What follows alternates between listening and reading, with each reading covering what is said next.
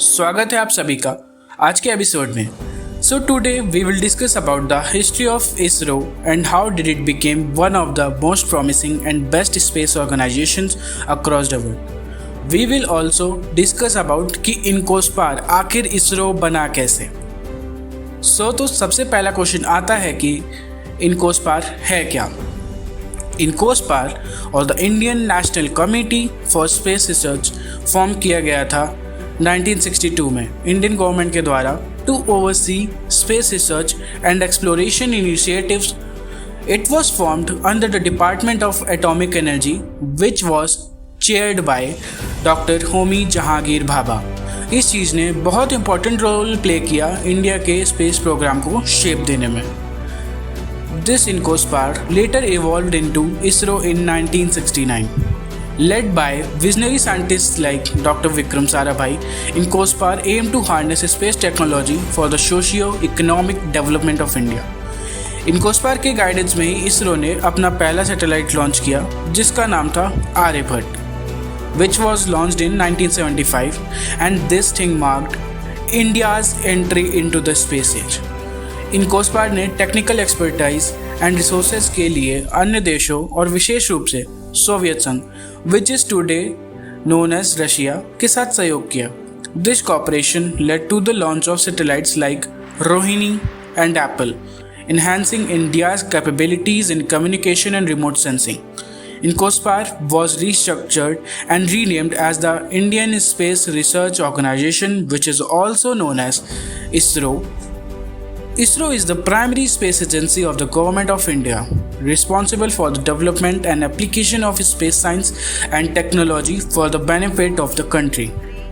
इस परिवर्तन ने एक समिति से भारत के अंतरिक्ष कार्यक्रम के विकास को प्रतिबिंबित किया, जो space mission, satellite launches and other space related activities के विकास और निष्पादन के लिए जिम्मेदारी पूर्ण संगठन के एग्जीक्यूशन पर केंद्रित था। Its early initiatives laid the groundwork for India's emergence as a prominent player in the global space arena. INCOSPAR का पहला स्टेशन फॉर्म हुआ था थुम्बा में, which is also known as the Thumba Equatorial Rocket Launching Station. ये India के major space research centres में गिना जाता है और लोकेटेड है तिरुवनंतपुरम, केरला में। The Thumba Equatorial Rocket Launching Station played a crucial role in the development of India's space program. तो आइए अब बात करते हैं थुम्बा के इस स्टेशन के बारे में। If we talk about the establishment of the Thumba Equatorial Rocket Launching Station, so it was established in 1962 itself, primarily sounding rocket experiments conduct करने के लिए। ये चूज़ किया गया क्योंकि ये मैग्नेटिक इक्वेटर के पास था, which offers certain advantages for scientific experiments and researchers in space.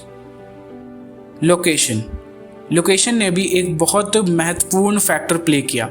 The location of the Thumba equatorial station in Thiruvananthapuram was selected strategically because of its proximity to the earth equator. Equator के करीब होने से पृथ्वी की rotational speed का फ़ायदा उठाने से rocket को कम फ्यूल में ज़्यादा वेलोसिटी मिलती है, और यही कारण था थुम्बा को as a launching station choose करने का। इनिशियली यहाँ पे एक्सपेरिमेंट्स कंडक्ट हुए using sounding rockets to study various atmospheric and ionospheric phenomena. These experiments helped scientists gain insights into the Earth's atmosphere and its interaction with solar radiation. If we talk about its role in India's space program, Thumba station ने बहुत अहम भूमिका निभाई in India's space programme by supporting various satellite launches, including the launch of India's first satellite, which is known as Aryabhat. It has also collaborated with international space agencies and organizations for joint research program and satellite launches. ISRO आज भी INCOSPAR की विरासत पर काम कर रहा है और चंद्रयान और मंगलयान जैसे महत्वाकांक्षी मिशन चला रहा है। इनकोस्पार का योगदान वैज्ञानिक दृष्टि की शक्ति और अंतरिक्ष अन्वेषण में देश की नीति को आकार देने में राष्ट्रीय प्रतिबद्धता का प्रमाण है। अगर हम विक्रम साराभाई की बात करें तो Sarabhai's foresight and strategic vision propelled INCOSPAR's effort in fostering indigenous capabilities in space technology, satellite communication, and remote sensing. So this was it in the part 1. हम आपसे मिलते हैं जल्दी ही पार्ट 2 में। जय हिंद।